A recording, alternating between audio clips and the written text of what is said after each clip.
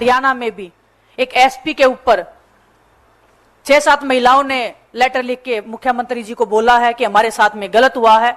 और मैं दावे के साथ कह सकती हूं कि आने वाले टाइम में उन लड़कियों से ये बयान लिखवाया जाएगा या उनसे बुलवाया जाएगा कि ये हमने नहीं किया है। उनको दबाने की हर पुरजोर कोशिश की जाएगी और हमें पता है कैसे दबाया जाता है, क्योंकि हमने वो पीड़ा से हम गुजरे हैं, उस दर्द से हम गुजरे हैं, उस लड़ाई से हम 2 साल से गुजर रहे हैं। कैसे दबाया जाता है और कैसे दबाया जाता है उसका पूरा अंदाजा हमें है। और मैं फिर भी आप सबके माध्यम से मैं उन बहनों को कहना चाहती हूं कि आपकी ये बहन सड़क से लड़ाई लड़के विधानसभा में आपकी आवाज उठाने के लिए वहां तक पहुंची है। अगर आपको ये लगता है कि कोई आप पे दबाव दे रहा है, कोई आपको डराने की कोशिश की जा रही है या कोई आपको बोल रहा है कि आप ये चीजें लिख दो, ये सब गलत है, तो मैं आपको विश्वास के साथ में कह सकती हूँ आपको एक फोन कॉल की जरूरत है। बस आप एक फोन कॉल लगाएंगे, हम आपकी लड़ाई आप बोलोगे हमें सड़क पे बैठ के लड़ाई लड़नी है, वो लड़ाई हम लड़ेंगे। आप बोलोगे कि हमारी आवाज को पुरजोर तरीके से उठाए, हम उस लड़ाई को अंत तक लेके जाएंगे। तो मैं सभी देशवासियों से एक अपील करना चाहती हूं आपके माध्यम से, ये जो 50% जो आबादी हमारे हिंदुस्तान में है ये महिलाओं की, इसकी ताकत शायद प्रधानमंत्री जी भूल सकते हैं, शायद गृह मंत्री जी भूल सकते हैं, शायद ब्रजभूषण जैसा अपराधी भूल सकता है, लेकिन हम महिलाएं अपनी ताकत को नहीं भूली हैं। हम लड़ेंगे। रोशनी जायसवाल हो, चाहे खिलाड़ी हो, चाहे जो हरियाणा की जो बेटियां हैं, संदीप सिंह का केस आपको पता है। आज भी वो बेटी को दबाने के लिए, उनको मरवाने का भी प्रयास किया गया था पूर्व में। उनकी आवाज उठाने के लिए मैं पूरे समाज को कहना चाहती हूँ कि हमें इस बेटी को, रोशनी जायसवाल को न्याय दिलाने के लिए साथ में खड़ा होना पड़ेगा। हर एक बेटी को न्याय दिलवाने के लिए। और सिर्फ ये आवाज उठाने की बात ये नहीं है कि हम 1 महीना आवाज उठा के चुप हो जाए, उस लड़ाई को अंत तक लेके जाने के लिए हमें साथ में मिलकर लड़ाई लड़नी पड़ेगी। आप सबको साथ में खड़ा होना पड़ेगा।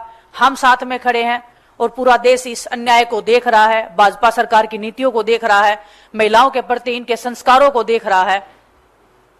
लेकिन लड़ाई अभी जारी है, लड़ाई जारी रहेगी। हम लड़ते रहेंगे जब तक रोशनी जायसवाल को इंसाफ नहीं मिल जाता है। महिला होने के नाते, एक बेटी होने के नाते, एक खिलाड़ी होने के नाते और आज एक विधायक होने के नाते मैं हर एक उस महिला को यह विश्वास दिला सकती हूं कि जो लड़ाई हमने सड़क से लेके स्टार्ट की थी, उस लड़ाई को लड़ने के लिए आपके बीच में मैं विधानसभा में पहुंच गई हूं।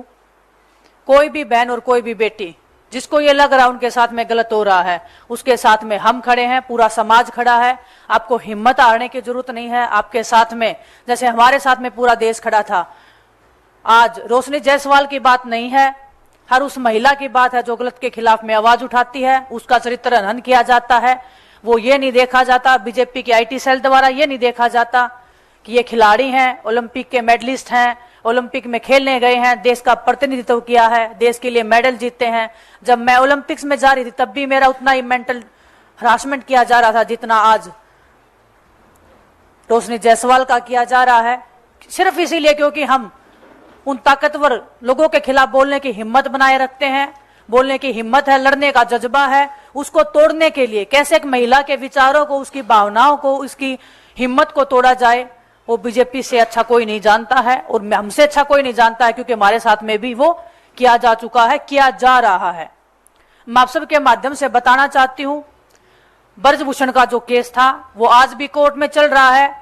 पूरे देश में ये बातें फैलाई गई हैं कि ये केस बिल्कुल झूठा था, गलत था। बिल्कुल ऐसी बात नहीं है।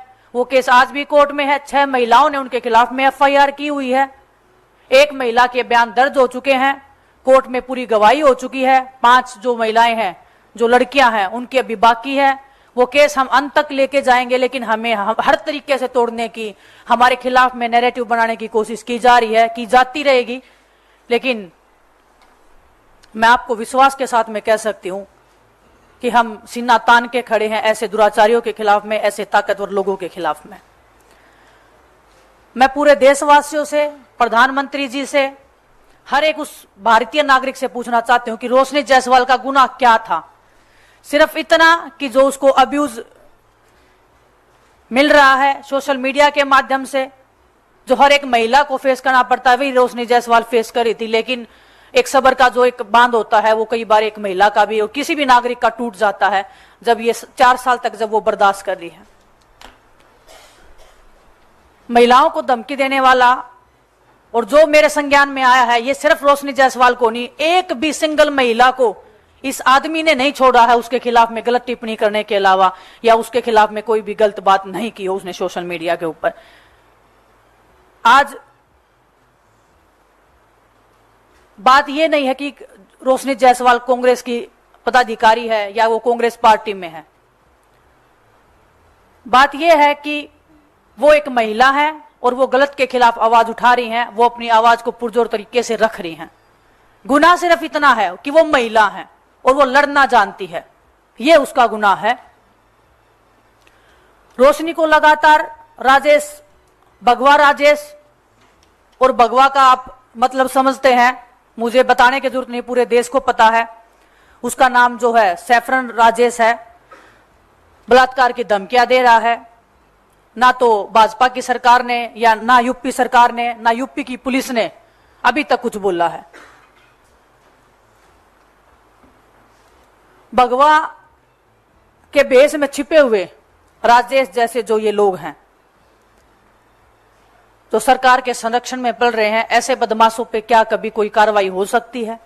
क्या हम एक उम्मीद की नजर से देख सकते हैं कि महिलाओं के खिलाफ में जो अपराध हो रहे हैं उसके खिलाफ में हमारी सरकार कुछ करेगी?